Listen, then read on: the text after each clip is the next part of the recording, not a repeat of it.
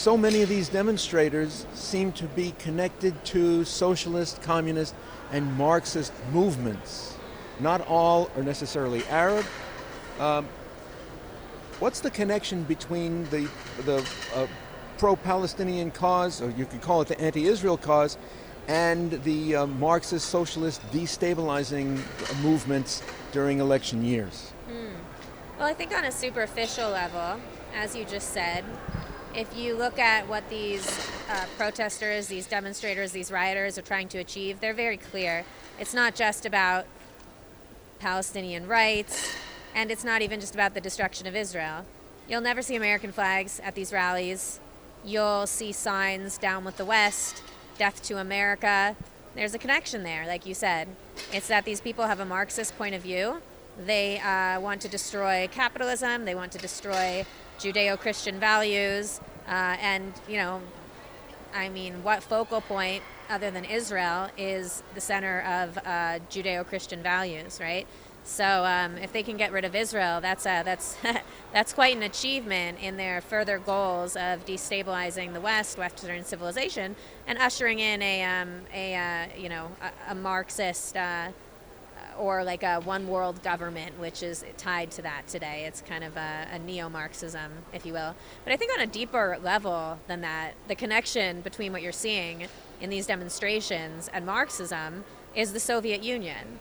At the end of the day, if you go back to the origin of anti-Zionism, you will see that it was funded and really created by the Soviet Union after World War II, and at the start of the Cold War, when the Soviet Union was positioned against the United States and Israel was just emerging as kind of a blank slate in the geopolitical landscape. And there was a question as to who Israel was going to ally with. A lot of people thought they were going to ally with the Soviet Union because there's a lot of social elements in early Israeli society, and they didn't. They allied with the U.S., and this was a tremendous blow to the Soviet Union. And as a result, the Soviet Union, they created this massive delegitimization campaign against the state of Israel. They started funding Arab groups. They created the PLO and other, modern day terrorist groups that we see that are fighting Israel. And they really started this idea that that Zionism is somehow tied to colonialism or racism or even white supremacy. That all comes from the Soviet Union. How about the propaganda that's manufactured or created essentially by Hamas that shows whether legitimate or illegitimate war damage, and gets exaggerated by the Gaza Ministry of Health, which is essentially a Hamas outlet, and gets repeated, amplified by the mainstream media? Yeah, isn't that funny? A lot of these people who repeat Hamas propaganda, they're so quick to accuse anybody of parroting IDF information or Netanyahu talking points. And yet it seems like there is nothing that can come out of Gaza that they will question if it comes from Hamas. They just accept everything from information about casualty numbers to information about humanitarian aid and hostages and ceasefire negotiations. I mean, they really are uncritical when it comes to spreading information on the Hamas side. It's transparent, and it's really unfortunate because the mainstream media picks up a lot of it and echoes it without trying to verify anything, and it's actually prolonged the war, in my opinion. It's caused a lot of damage on the ground, both to Arabs and to Jews. How do you feel about the distorted misrepresentations of accusations of genocide meant to vilify Israel and the Jewish state?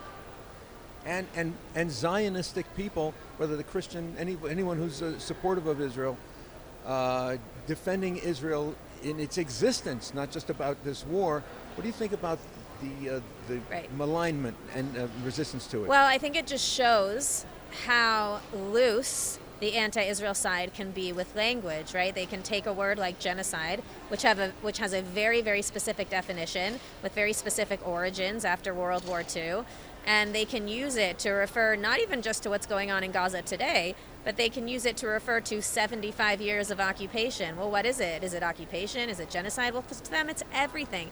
The worst of what one human being can do to another human being is what they will foist onto Israel as, you know, as representative of Israel's mistreatment of the Palestinians, whether it's genocide, ethnic cleansing, settler colonialism, occupation, blockade, whatever it is. If it's bad, Israel has done it. And it just shows you how these, you know, they don't really care. They have no respect for language, and they don't really have respect for Arabs, because, you know, if they did, they would actually be more meticulous with how they described what Arabs are facing and who they're victims of, whether it's Israel, whether it's Hamas, whether it's the Palestinian Authority. So what movement grows based on anti-Israelism? What movement benefits politically and socially in terms of donations and in terms of support from the vilifying of Israel? Well, that's a good question. Internationally or within the U.S.? It isn't, unfortunately. It's spread throughout Western Europe. Sure. Mostly recognized Western Europe, but Sure. it extends around the world. Right. You'll see this recognized even in Absolutely. South America, Sure. Australia. So I mean, everything from NGOs to countries like Qatar and terrorist groups like Hamas or terror sponsoring countries like Qatar or Iran, they are the benefit of these demonstrations. I mean, that's evident by the fact that you have Iran and Hamas coming out and praising the demonstrators, right? Hamas knows that they can't defeat Israel militarily, and so they know that their only option is to defeat them in the battle for information, to defeat them in the media. And so they are masters of propaganda, of information manipulation, and they've really harnessed that skill. You know, since they were created in the late 80s. I mean, they've really had time, you know, over the course of many smaller conflicts with Israel to hone that in. And get that straight, because they know that if they can win in the court of public opinion, then ultimately they will survive and they will be closer to achieving their goal, which is incredibly clear, and they say it ad nauseum, and yet we refuse to listen, which is not a Palestinian state. It's the destruction of a Jewish state. They don't want a Jewish presence.